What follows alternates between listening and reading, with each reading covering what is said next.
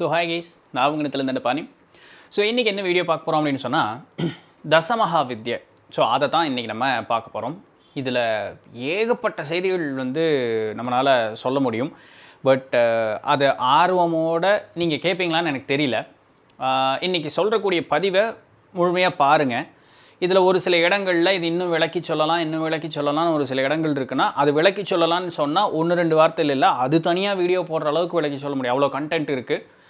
விருப்பம் இருக்குன்னா சொல்லுங்கள், நம்ம அடுத்தடுத்த வீடியோ பார்க்கலாம். ஸோ இன்றைக்கி நம்ம தந்திரத்தில் தசமகா வித்யை அப்படின்னு சொல்லக்கூடியது யார் யார், என்னென்ன, எதற்காக பயன்படுத்துகிறாங்க, இதற்கு மாறாவும் அதனுடைய அர்த்தங்கள் என்னங்கிற மாதிரி ஒரு சில மேலோட்டமான ஆனால் முக்கியமான குறிப்புகளை நம்ம இன்றைக்கி வீடியோவில் பார்க்கலாம். சரிங்களா? ஓகே. ஸோ தந்திரம் அப்படின்னு சொல்லக்கூடியது எந்திரமும் மந்திரமும் சேர்ந்தது தான் தந்திரம். சரிங்களா? ஒரு காரியத்தை பூர்த்தி செய்து கொள்வதற்காக, ஒரு காரிய ஜெயம், ஒரு காரிய வெற்றி அடைவதற்காக. இப்போ இந்த காரியம் அப்படிங்கிறது இந்த உலக வாழ்வு சேர்ந்திருக்கக்கூடியதாகவும் இருக்கலாம், இல்லை அகவாழ்வு, அதாவது என்ன பிறவா நெறி அப்படின்னு சொல்லக்கூடியதை நாடி செல்வதற்கு, அதில் வெற்றி காண்பதற்கு உண்டானதாகவும் இருக்கலாம். நம்மளுடைய என்டி டாக்ஸ் சேனலில் ஒரு நண்பர் ஒருத்தர் கேட்டிருந்தார், தெய்வத்தை வழிபடுவது மூலமாக நாம் இந்த பிறவா நெறி அப்படிங்கிறத அடைய முடியுமான்னு. தாராளமாக முடியும். ஆனால் தெய்வத்தை எப்படி வழிபட வேண்டும், தெய்வத்திற்குண்டான மந்திரம் என்ன, தெய்வத்திற்குண்டான எந்திரம் என்ன, அந்த தெய்வத்தை அழைப்பதற்குண்டான அந்த வழிமுறைகள் என்ன அப்படிங்கிறது எல்லாமே நமக்கு தெரியணும். அதற்கு கண்டிப்பாக குரு வேணும். அந்த குரு நம்மளுடைய தகுதியை சோதித்து பார்த்து எந்த நிலையில் இருக்கோங்கிறத பார்த்து அதற்கு ஏற்றார் போல் நம்ம சரியாக வழி நடத்தி செல்வார். ஸோ அதெல்லாமே ரொம்ப முக்கியம். சும்மா அப்படி ரேண்டமாக நம்ம ஒரு தெய்வம் எனக்கு பிடிச்சிருக்குப்பா, நெட்டில் அடிச்சேன்ப்பா, மந்திரம் சொல்ல ஆரம்பிச்சிடலாம், டவுசரை கழட்டிடுவாங்க. ஸோ அதெல்லாம் நம்மளால் பண்ண முடியாது. சரிங்களா? மூலர்பரான் சொல்கிறார், தப்பாக மட்டும் பண்ணுன அரை 3 அண்டங்களுக்கு கேட்கும் அப்படிங்கிறார். மிகைப்படுத்தி சொல்கிற மாதிரி இருந்தாலும் கூட ஒரு அரைஞ்ச 3 அண்டத்துக்கு கேட்டணும் அப்படின்னா என்ன, நீ முடிஞ்ச அப்படிங்கிறது தான் அதற்குண்டான எளிமையாக அழகாக அப்படி சொல்லக்கூடியதற்கு. ஸோ அதனால் இந்த மாதிரி விஷயங்களில் குருவினுடைய துணை இல்லாமல் எந்த ஒரு காரியத்தையும் தன்னிச்சையாக செய்வது தவறு அப்படிங்கிறத மனசில் நல்லா புரிஞ்சுக்கங்க. ஏன்னா பிறப்பு அப்படிங்கிறதே, ஒரு ஆன்மா அப்படிங்கிறதே ஒரு சக்தி ரூபம் தான். சரிங்களா? இந்த பிறப்பை கொடுத்ததற்கு ஒரு சக்தி இருக்கும் இல்லையா, அந்த சக்தி கூட டைரெக்டாக நம்ம கம்யூனிகேட் பண்ணிக்கிட்டு இருக்க போகிறோம். ஸோ அது கூட போய் நம்ம விளையாட முடியுமா? அதிலிருந்து தான் நாமளே வந்திருக்கோம்.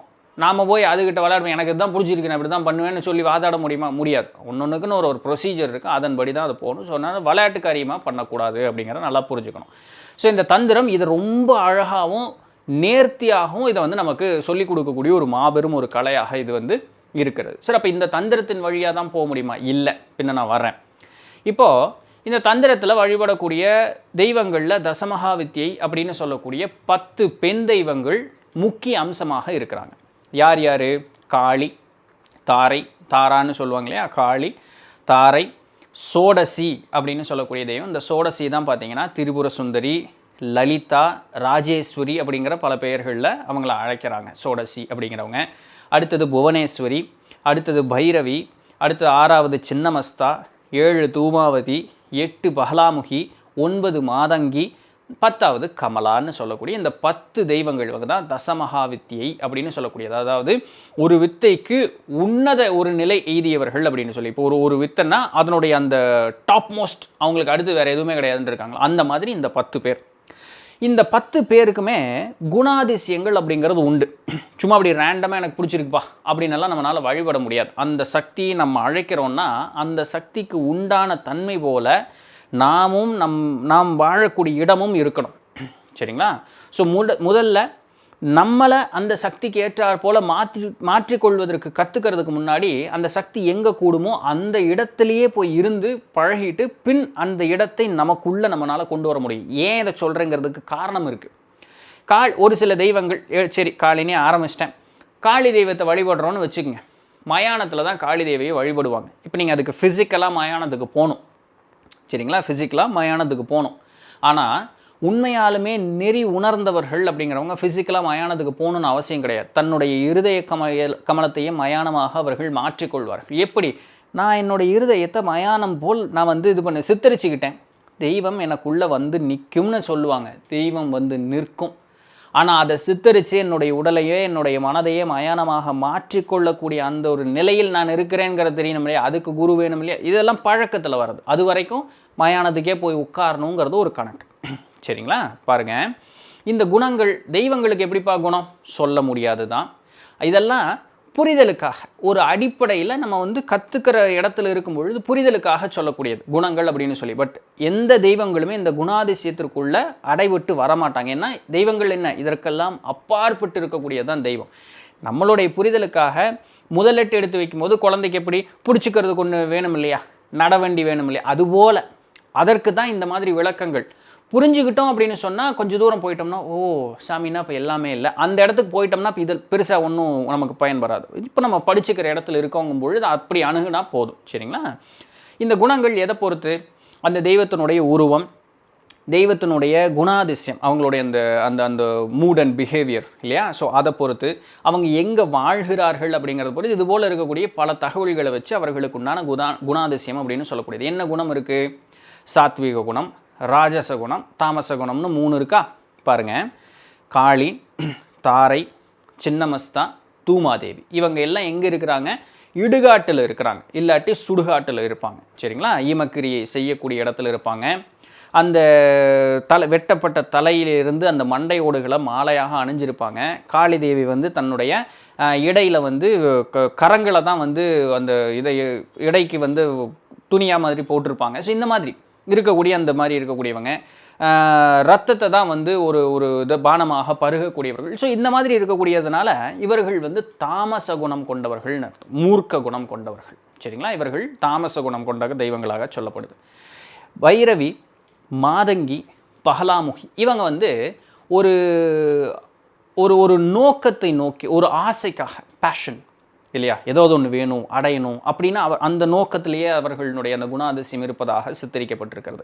அதனால இவர்கள் வந்து ராஜச குணம் கொண்டதாக இருக்கக்கூடியவர்கள். இதில் என்ன பியூட்டி அப்படின்னு பார்த்தோம்னா, பகலாமுகின்னு சொல்லக்கூடிய அந்த தெய்வம் 16 வயது மதிக்கத்தக்க மிகுந்த அழகுடைய ஒரு பெண். அந்த அழகுக்கு நிகரே கிடையாதுங்கிற அளவுக்கு மிகுந்த அழகுடைய பெண். ஆனால் சாப்பிட்டு வச்ச மிச்சம்தான் அதுக்கு படையலாக இருக்கும். அது போய் அந்த மீதி இருக்கக்கூடிய சாப்பாடை சாப்பிட்றது, அந்த அழுக்க எங்கெங்கெல்லாம் நம்ம பணம் போக மாட்டோமோ அந்த மாதிரி இடங்களுக்கு சுற்றிட்டு இருக்கு. இதுதான் அந்த பொண்ணுனுடைய வேலை. அது மேலே அதுக்கு ஆர்வம் அதிகமாக. நமக்கு வந்து அந்த இக்னரன்ஸ்ன்னு சொல்லுவாங்க இல்லையா, ஒரு பக்குவமற்ற ஒரு தன்மை, அந்த ஒரு இதை வந்து சுட்டி காட்டக்கூடிய ஒரு தெய்வமாக அந்த இதை காட்டியிருக்காங்க. அப்போ அதுக்கு எதெல்லாம் மேலே ஆசை இருக்குது, இது எனக்கு அது வேணும், அது வேணும், அந்த மாதிரி. ஸோ பேஷன் எனக்கு வேணும் அப்படின்னு நினைக்கிறது. அதனால இந்த 3 தெய்வங்கள் பைரவி, மாதங்கி, பகலாமுகி இவங்கெல்லாம் பார்த்தீங்கன்னா ராஜச குணம் கொண்டவர்களாக கொடுக்கப்பட்டிருக்கிறது. அதே சோடசி, அதாவது லலிதா, புவனேஸ்வரி, அந்த பேர் லலிதா, அதுக்கப்புறம் வேற என்ன சொல்கிறோம், ராஜராஜேஸ்வரி, அதுக்கப்புறம் திரிபுர சுந்தரி இந்த பேரில் சொல்கிறோம் இல்லையா. ஸோ சோடசி, புவனேஸ்வரி, கமலா இல்லாட்டி கமலாத்மிகா அப்படின்னு சொல்லுவாங்க. இவங்கெல்லாம் பார்த்தீங்கன்னா அறிவு, அமைதி, வழிபாட்டுக்கு டிவோஷன், சரிங்களா, நம்பிக்கை, ஸோ இந்த மாதிரி ஒரு நன்மைக்கு அதிகமாக சித்தரிக்கக்கூடியவர்கள். இவர்கள் எல்லாமே சத்துவ குணம் கொண்டவர்களாக கொடுக்கப்பட்டவர்கள். முன்ன சொன்ன மாதிரி தான் இது வந்து ஒரு புரிதலுக்காக, ஒரு அடிப்படை நிலையில் நமக்கு இப்படி தான் அப்படிங்கிறதுக்காக தான். பட் இதெல்லாமே இவர்கள் எல்லாமே இதற்கு அனைவருக்கும் அப்பாற்பட்டு இருக்கக்கூடியவர்கள். இருக்கு வேதத்தில் இது இருக்குது, எழுதி வச்சுருக்கேன், என்னால் அதை சரியாக படிக்க முடியுமான்னு தெரியல. ஏகம் சத் விப்ரா பஹூதா வதந்தியாக்னிம் யமம் மதாரசிவானாமஹு, சரியா சொல்லியிருப்பேன்னு நினைக்கிறேன். சமஸ்கிருதம் தெரிஞ்சவங்க நான் தப்பாக சொன்ன மன்னிச்சிருக்கேன். என்ன அப்படின்னா, உண்மைங்கிறது ஒன்று தான், ஆனால் படித்தவர்கள் அந்த உண்மையை பல பெயர்களில் அழைக்கிறார்கள். இதுதான் அந்த சொல்லப்பட்ட அந்த சொற்றொடரனுடைய ஒரு அர்த்தம். உண்மைங்கிறது ஒன்று தான், படித்தவர்கள், கற்றுணர்ந்தவர்கள் அதை பல பெயர்களில் அழைக்கிறார்கள். அப்படின்னா என்ன? ஆதிசக்திங்கிறது ஒன்று தான். இந்த ஆதிசக்தியினுடைய ஒரு விரிவாக்கம் தான் இந்த 10 பேரும். சரிங்களா? அப்போது சக்தி ஒன்று தான். என் தேவைக்கேற்றார் போல் அந்த சக்திக்கு ஒரு உருவம் கொடுத்துக்கிறோம், ஒரு தன்மை கொடுத்துக்கிறோம், ஒரு குணம் கொடுத்துக்கிறோம், அவ்வளோதான். என்னுடைய புரிதல் அந்த வழியாக போய் பரத்தை அடைவது அப்படிங்கிறது தான். மித்தபடி வேறு ஒன்றும் இல்லை. அப்போது 10 நீங்கள் 10ஆவும் பார்க்கலாம், 10 ஒன்றாவும் பார்க்கலாம். இந்த ஒன்று எல்லாத்திற்கும் அப்பாற்பட்டு இருக்கக்கூடிய தன்மைகள் அற்றதாகவும் பார்க்கலாம். சக்தி வழிபடக்கூடியவர்கள் சக்தி தான் எல்லாமேன்னு சொல்லுவாங்க, சக்தியை தான் பிரம்மமாக சொல்லுவாங்க. சரிங்களா? வைணவமோ சிவத்தை வழிபடக்கூடியவர்கள் அந்த ஆண் தன்மையில் சொல்லி அதுதான் பிரம்மம், அதுதான் சிவம் அப்படின்னு சொல்லுவாங்க, இறைவாங்க. இது எல்லாம் ஒன்று தான், மற்றபடி வேறு ஒன்றும் இல்லை. இப்படி தான் வந்து நமக்கு கொடுக்கப்பட்டிருக்கிறது. அது ஆதிசங்கராச்சாரியர் தன்னுடைய ஆத்மபோதத்தில் சொல்கிறாரு, ஒரு சங்குப்பூச்சி பார்க்குறீங்க, அது வெள்ளி நிறத்தில் இருக்குது. உண்மையாலுமே அது வெள்ளியான்னு கேட்டால் இல்லை. அது மேலே இருக்கக்கூடிய அந்த ஒரு பூச்சி மாதிரி இருக்கக்கூடியது தான் வெள்ளி நிறத்தில் அதை தெரிய வைக்கிறது, அவ்வளோதான். ஆனால் உண்மையில் அது வெள்ளி கிடையாது. அதுபோல் அனைத்துமே இறைன்னு சொல்லக்கூடிய அந்த பிரம்மஸ்வரூபம் தான். இன்னும் புரிதல் வரல, அது பிரம்மன்னு உணரல. அதனால பார்ப்பதெல்லாம் உண்மையாக இருப்பது போலவும், இதுதான் நிதர்சனம் போலவும், இது இருக்குன்னு சொல்லக்கூடியது போலவும் உனக்கு காட்சி ரூபமாக தெரிஞ்சுக்கிட்டு இருக்கு. உண்மைத்தன்மை புரிஞ்சிருச்சுன்னா இதெல்லாம் எதுவுமே கிடையாது. எல்லாம் அதற்கு அப்பாற்பட்டு இருக்கக்கூடிய என்னைக்கும் அப்படியே சாந்தமாக இருக்கக்கூடிய அந்த இறைத்தன்மை அப்படிங்கிறது மட்டும்தான் இருக்குது அப்படிங்கிறார். இப்படிப்பட்டு இருக்கக்கூடிய இந்த தெய்வத்தை என்ன காரண காரியத்திற்காக நம்ம ஆட்கள் வழிபடுறாங்கன்னா பார்த்தோம்னா சத்கர்மம் அப்படின்னு சொல்கிறாங்க. 6 செயல்களை செய்து கொள்வதற்காக நம்ம வந்து அட்ட கர்மம்னு சொல்லுவோம் இல்லையா, 8 வகையான கர்மங்கள் செயல்கள் செய்வதற்காக, இல்லை அட்டமா சித்துக்கள்னு சொல்கிறோம் இல்லைங்களா. இதுபோல் இருக்கக்கூடிய அந்த ஸ்பிரிச்சுவல் பவர் சித்துக்கள் அடைவதற்காக இந்த தெய்வங்களை வழிபடக்கூடியவர்களும் உண்டு. இதுதான் அவங்களால கொடுக்க முடியுமான்னா இல்லை. நல்லா புரிஞ்சுக்கங்க, இதெல்லாம் இந்த உலக வாழ்வோடு இருப்பதற்கு தேவைப்படக்கூடியதற்காக பயன்படுத்திக்கக்கூடியதாக சொல்லப்படுது. ஆனால் இதனுடைய மையம் என்னென்னா, இதுபோல் இருக்கக்கூடியதற்குள்ளே நீ சிக்கிக்கூடாது. இவங்களால் அதெல்லாம் தர முடியும், நீயும் அதை வந்து மகிழ்ச்சியாக பயன்படுத்தலாம். ஆனால் இதெல்லாம் நீ சிக்கிக்கக்கூடாது. அந்த தெய்வத்தினுடைய உதவியை பயன்படுத்தி இதுபோல் இருக்கக்கூடிய சித்துக்கள் மேலே உன்னுடைய கவனத்தை செலுத்தாமல் அந்த தெய்வத்தினுடைய சக்தியை பயன்படுத்தி பிறவா நெறி சென்றடைய வேண்டும் அப்படிங்கிறதான் உன்னதம் அப்படிங்கிறதையும் சொல்கிறாங்க. ரெண்டையுமே சொல்லிட்டாங்க. நீ எதை தேர்ந்தெடுத்துக்கிறியோ அது உன்னை பொறுத்தது. கர்மத்தை தேர்ந்தெடுத்துக்கிறியா, நீ திருப்பி இங்கே வரத்தான் போகிற. ஆனால் பிறவா நெறியை தேர்ந்தெடுக்கிற நீ வரமாட்டேன், நிம்மதியாக போய் உட்காந்துக்கலாம். ஸோ சாய்ஸ் இஸ் யோர்ஸ், சரிங்களா? ஸோ இதுதான் மேட்ரு. இப்போ என்னென்ன கர்மத்துக்கு சத்கர்மம் 6 வகையான கர்மங்கள் சொல்லக்கூடியது என்னென்ன? சாந்தி காரணம் அப்படின்னு சொல்லக்கூடியது. அப்படின்னா எது ஒன்றையும் குணமாக்கக்கூடிய அந்த ஒரு தன்மை, ஹீலிங் எபிலிட்டி. ஒரு வெட்டுப்பட்டிருக்கா சரி செய்யலாம், நோய்வாய்ப்பட்டிருக்கா சரி செய்யலாம், என்ன ஆனாலும் சரி ஹீலிங் ப்ராசஸ் சாந்தி காரணம் அப்படின்னு சொல்லக்கூடிய செய்ய முடியும். வாசி காரணம் அப்படின்னு சொல்லக்கூடியது எதையாக இருந்தாலும் தன்னுடைய கட்டுப்பாட்டுக்குள்ளே கொண்டு வர்றது, டு கண்ட்ரோல், கட்டுப்பாட்டுக்குள்ளே கொண்டு வர்றது. தம்பனம் சமஸ்கிருதத்தில்னா ஸ்தம்பனம் அப்படின்னு சொல்லக்கூடியது எதையாக இருந்தாலும் அப்படி செயலற்று போகக்கூடிய செய்யக்கூடியது. வித்துவேஷனம் ஒரு இடத்துல குழப்பத்தை உண்டு பண்ணுறது, சண்டை மூட்டி விடுறது, அந்த மாதிரி ஒரு காரியம் பண்ணுறது. அடுத்தது உச்சாடனம், எதை ஒன்றையும் வந்து அழித்து தள்ளுவது, கொல்றது கிடையாது, அழிப்பது. இப்போ இந்த இடத்துல ஒரு தீங்கை நீக்குவது, அதுபோல் அதை அழித்து துடைத்து நீக்குவது அப்படின்னு சொல்லக்கூடியது. அடுத்தது மாரணம், இங்கே தான் பண்ணுறது, சரிங்களா? ஸோ இதுதான் இதுக்கு பேர் சத்கர்மம்னு பேர். இதெல்லாம் வந்து இந்த தெய்வங்கள்னால் நமக்கு தர முடியும். இப்போ இதில் பார்த்தோம்னா எந்தெந்த தெய்வத்துக்கிட்ட நீங்கள் எதை கேட்கலாம் அப்படின்னு சொல்லி வச்சுருக்காங்க நம்மளுடைய பெரியவங்க. காளி, தாரை, சின்னமஸ்தா, பைரவி, தூமாதேவி, இவங்ககிட்ட பார்த்தீங்கன்னா மாரணம் பண்ணுறதுக்கு உண்டானது. உச்சாடனம் எதோ ஒன்றையும் நீக்குவது, அழிப்பது அப்படின்னு சொல்லக்கூடியது. அடுத்தது வித்துவேஷனம், ஒரு இடத்துல சண்டை மூட்டி விடுறது. ஸோ இந்த காரியங்களை நம்ம அவங்ககிட்ட வந்து வரமாக வாங்கிக்க முடியும். சோடசி, புவனேஸ்வரி, கமலாத்மிகா அப்படின்னு சொல்லுவாங்க ஒரு சில இடத்துல. ஆகர்ஷணம் எதைய ஒன்றையும் தன்னிடம் இழுக்கக்கூடிய, கவர்ந்து இழுக்கக்கூடிய அந்த ஒரு தன்மை. மோகனம் நம்மிடம் அப்படியே சொக்கி மயங்கி போக இருக்கக்கூடிய அந்த ஒரு தன்மை. வசீகரணம், ஸோ வசியம் பண்ணுறதுன்னு சொல்கிறோம் இல்லையா, ஸோ அந்த தன்மை அதெல்லாம் இந்த தெய்வங்கள்கிட்ட நம்மளால் வாங்கிக்க முடியும். பகலாமுகி, தம்பனம் அப்படியே மூர்ச்சையாக அப்படி நிற்கிறது, அப்படின்னா நம்மளால் நிற்க முடியும். ஸ்டாச்சு அப்படிங்கிறோம் இல்லையா, ரொம்ப எப்படியா சொல்லணும் அந்த மாதிரி ஸ்டாச்சு அப்படின்னா அப்படி இப்படி நிற்கணும், அந்த மாதிரி ஸ்தம்பனம், சரிங்களா? அடுத்தது உச்சாடனம் அப்படின்னு சொல்லக்கூடிய, ஸோ இந்த மாதிரி காரியங்கள் எதாக இருந்தாலும் அழித்து நீக்குவதுன்னு சொல்லக்கூடிய அந்த ஒரு தங்கி. மாதங்கி அவங்ககிட்டையும் உச்சாடனம், வித்துவேஷனம் அப்படின்னு சொல்லக்கூடிய, ஸோ எதையாக இருந்தாலும் அழித்து நீக்குவது, சண்டை மூட்டி விடுறது, இந்த மாதிரி காரியங்கள் எல்லாத்தையுமே பண்ண முடியும். இது மட்டும்தான் இல்லை. தாரைகிட்டையும் சோடசி, மாதங்கி இவங்ககிட்ட வாக்கு பலிதத்திற்குண்டான வரம் நம்மளால் வாங்க முடியும். புவனேஸ்வரி, கமலா, சோடசி இவங்ககிட்ட பார்த்தீங்கன்னா இந்த உலக வாழ்வில் இருக்கக்கூடிய அனைத்து செல்வ வளங்களையும் மிகுந்த அனைத்து சுக இன்பங்களையும் அனுபவிப்பதற்குண்டான வரங்கள் நம்மளால் வாங்க முடியும்.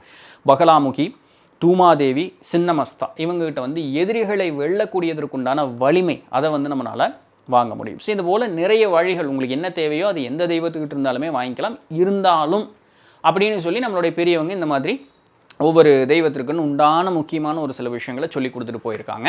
இதுக்கு தான் குரு வேணும் அப்படின்னு சொல்லக்கூடியது. அடுத்தது பார்த்தீங்கன்னா இப்போ இவர்களை வழிபடக்கூடியதற்குன்னா முறைகள் என்னன்னு கேட்டால் 3 முறைகள் உண்டு. ஒன்று தட்சிணாச்சாரம் அப்படின்னு சொல்லக்கூடியது, இல்லாட்டி சமயச்சாரம்னு சொல்லுவாங்க, இல்லாட்டி சமயாச்சாரம்னு ஒரு சில சொல்லக்கூடியவர்கள் இதை வந்து ரைட் ஹேண்ட் பாத் அப்படின்னு இங்கிலீஷில் சொல்கிறாங்க. இது வந்து குடும்பஸ்தனாக இருக்கக்கூடியவங்க தாராளமாக பின்பற்றிக்கலாம். கோயில்களில் இதை பின்பற்றுவது அப்படிங்கிறது வழக்கம். குடும்பஸ்தனாக இருக்கக்கூடியவங்க பண்ணுறான். சோடசோபகாரம் அப்படின்னு சொல்லி 16 வழிமுறைகளில் இப்போ கோயில்களில் பூஜை பண்ணுவாங்க. வீட்டில் உங்களுக்கு தெரிஞ்சவங்களும் தாராளமாக பண்ணலாம். கூடவே அலங்காரம் சேர்த்து அப்போ 17 முறை சேர்த்து இந்த தெய்வத்தை வழிபடுவதற்குண்டான வழிமுறை அப்படிங்கிறத பின்பற்றணும். இதை எங்கே வேணாலும், இந்த எங்கே வேணாலும்னு என்ன, வீட்லேயும் சரி கோயில்லையும் சரி இந்த தட்சிணாச்சாரம் அப்படிங்கிறது பின்பற்றலாம். நெறியின்படி இருக்கணும். புலால் அருந்தக்கூடாது, மது அருந்தக்கூடாது, பிறர் மனை நோக்கக்கூடாது. இந்த மாதிரி கட்டுக்கோப்பாக இருந்து நீ வந்து இப்படி தான் இருக்கணும், ஒழுக்க நெறியோடு இருக்கணும். காலையில் இத்தனை மணிக்கு எந்திரி, இத்தனை மணிக்கு தூங்கு, என்ன தான் சாப்பிடணும், இந்த கட்டமைப்புக்குள்ளே இருக்கணும். பட் அதுக்குன்னு உண்டான பவர்ஃபுல்லான ஒரு இது இருக்குது. ப்ராக்டிக்கலாக சொல்ல போனோன்னா மொத்த தமிழகமுமே இதற்கு கீழே தான் இருக்குது. இன்னும் அடுத்தது 3வது ஒன்று சொல்லுவேன். இந்த தட்சிணாச்சாரம் அப்படின்னு சொல்லக்கூடியதற்கு கீழையும் 3வது சொல்லக்கூடிய இந்த பக்தின்னு சொல்லக்கூடியதற்கு கீழே தான் நம்மளுடைய தமிழ்நாடு முழுக்கவே அப்படி தான் இருக்குது. இதுதான் நம்ம பின்பற்றிட்டு இருக்கோம். முழுக்க முழுக்க சாந்தமான முறை தான், இங்கே வேறு எதுவுமே கிடையாது. அது எப்படிங்க எதுவும் கிடையாதுங்கிறீங்க? நாங்கள் தான் போய் பழி கொடுக்குறது எங்களுடைய வழியில் ஆட்டை பண்ணி நாங்கள் கறி ஓடுறோம்ல, வர்றேன். அது பிற்காலத்தில் ஒரு சில கலப்புகள்னால வந்தது. அதுவும் இருக்கான்னு கேட்டால் தாந்திரிக முறையில் அதுவும் இருக்குது. அதற்கு பேர் வாமாச்சாரம்னு பேர், இல்லாட்டி கௌலாச்சாரம்னு சொல்லுவாங்க. இங்கிலீஷில் லெஃப்ட் ஹேண்ட் பாத் அப்படின்னு சொல்லுவாங்க. இது வந்து வீரர்களுக்கு உண்டானது. அது சொல்கிறதே அப்படி தான், வீரர்களுக்கு உண்டானது. இந்த வழியை பின்பற்றினா நீங்கள் முக்தி பேர் அடைவது ரொம்ப சிரமம். ஆனால் அதை தாண்டிட்டு நீ தாண்டா அப்படிங்கிற அளவுக்கு அது பெரிய விஷயம். என்ன தாண்டதுக்கு காரணம் என்ன?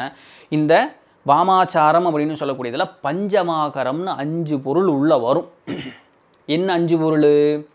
மத்ஸ்யம், மச்சம் மீன், மாம்சம் மாமிசம் கறி, மதம் அதாவது மது, சரிங்களா, சாராயம், மது. அடுத்தது முத்ரா, இந்த முத்திரைனா நம்ம முத்திரை வைக்கிறது. அடுத்தது இந்த உலகத்தில் இருக்கக்கூடிய சுகங்களான பொன்பொருள். இன்னொன்று தானியங்கள்னு அர்த்தம். இது எல்லாமே இந்த முத்திரை அப்படிங்கிறது கீழே வரும். அடுத்தது மைத்துனம், உடல் உறவு அப்படின்ட்டு. இதுக்கு நேரடியாக அர்த்தம் எப்படி இருந்தாலுமே இதுக்கு உண்டான மறைபொருள் அர்த்தம் வேறு. இதை நான் விளக்கணும்னு சொன்னால் நான் இன்னொரு 10-15 நிமிஷத்துக்கு பேசணும். அது இன்னொரு உங்களுக்கு வேணும்னா சொல்லுங்கள், இன்னொரு வீடியோவில் பார்க்கலாம். ஆனால் நேர்வடையான அர்த்தம் இதுதான், சரிங்களா? இப்போ இந்த 5ஐயும் அவர்கள் உட்கொள்வார்கள். இதை இதுக்கப்புறம் ஒரு ப்ரொசீஜர் இருக்குங்க. இதை தாண்ட முடியுமா? ஏற்கனவே நான் அப்படி தான், அப்போ நான் வாமாச்சாரியா அப்படின்னு நீங்கள் கேட்கக்கூடாது. ஏன்னா அந்த 5ஐயும் நான் பண்ணிக்கிட்டு தானே இருக்கேன் அப்படின்னு. அப்படி இல்லை. அந்த அந்த தெய்வ நிலையில் போகிறவங்க இதை சுகத்திற்காக பயன்படுத்த மாட்டாங்க. ட்ரிக்ஸ் அங்கே தான் இருக்குது.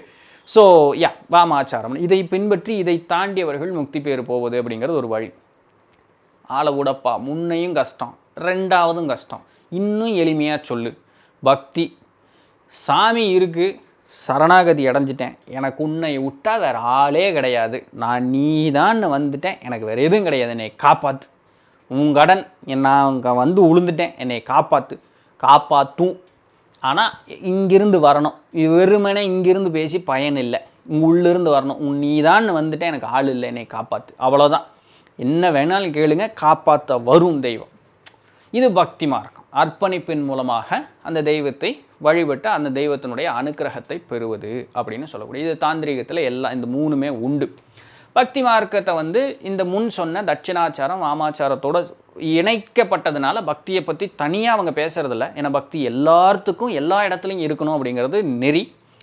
முன்னே இருக்கக்கூடியது 2ஐயும் பின்பற்ற முடியலன்னு சொன்னால் பக்தி தனியாக போகிறவங்க எனக்கு அவ்வளோலாம் படிப்பறிவில் நீங்கள் சொல்கிறது செய்ய முடியாதுங்க, எனக்கு எளிமையாக சொல்லுன்னா பக்தியை மட்டும் தனியாக வச்சுக்கோ. மனசார சுத்தமாக இரு, தெய்வத்தை மட்டும் நம்பு, அர்ப்பணிப்போடு இரு, தாராளமாக எல்லாம் நல்லபடியாக. அது பக்தி. அப்போ எல்லாத்தையும் வடிகட்டி அந்த கடைசியை எடுத்தாலும் அதனுடைய அந்த சாறு சக்கை கூட பவர்ஃபுல்லாக இருக்கியா அப்படின்னா அதுதான் பக்தி. சொல்லப்போனால் அந்த சக்கை தான் மேலே இருக்கக்கூடிய சாருக்கு பூரா சோர்ஸே அதுதான். சக்கையிலேருந்து தானே அந்த சாறு வந்தது. அப்போ சக்கை தானே சோர்ஸு. புரியுது இல்லைங்களா? ஸோ அந்த மாதிரி. ஸோ பக்தி எல்லாத்துக்கும் பொதுவானது அப்படின்னு சொல்லக்கூடியது, ரைட்? ஸோ இப்படி தான் ஒரு தசமகாவித்தியைன்னு இப்படி தான். இன்னும் விளக்கம் சொல்லலாங்க. அவங்களுடைய உருவமைப்பு எப்படி, கையில் என்ன வச்சுருக்காங்க, அவங்க என்ன பண்ணுறாங்க, அவர்களுடைய தன்மைகள் எல்லாமே என்னால் சொல்ல முடியும். நீங்கள் கேட்பீங்களான்னு எனக்கு தெரியாது. அதனால் இப்போ எவ்வளோ நேரம் பேசிக்கிட்டு இருக்கேன் எனக்கு தெரியல, அது வேறு. ஸோ இதுதான் ஒரு பேஸ் அப்படிங்கிற மாதிரி வச்சுக்கோங்க, சரிங்களா? இன்னும் விளக்கம் அதிகமாக சொல்லணும் அப்படின்னு சொன்னாலும் கேளுங்க. நிறைய தாராளமாக அதை பற்றி நிறைய செய்திகள் அப்படிங்கிறது பார்க்க முடியும் நம்மளால். ரைட். ஸோ இதுதான் இன்றைக்கு உண்டான செய்தி. பிடிச்சிருந்திருக்கும், இன்ஃபர்மேட்டிவாக இருந்திருக்கும் அப்படின்னு நம்புகிறேன். நாளைக்கு வேறு ஏதாவது ஒரு சுவாரஸ்யமான செய்தியில் சந்திப்போம். அதுவரையும் தொடர்ந்து நினைவுகள் நான் அவங்க இடத்துல தண்டை போனேன். நன்றி.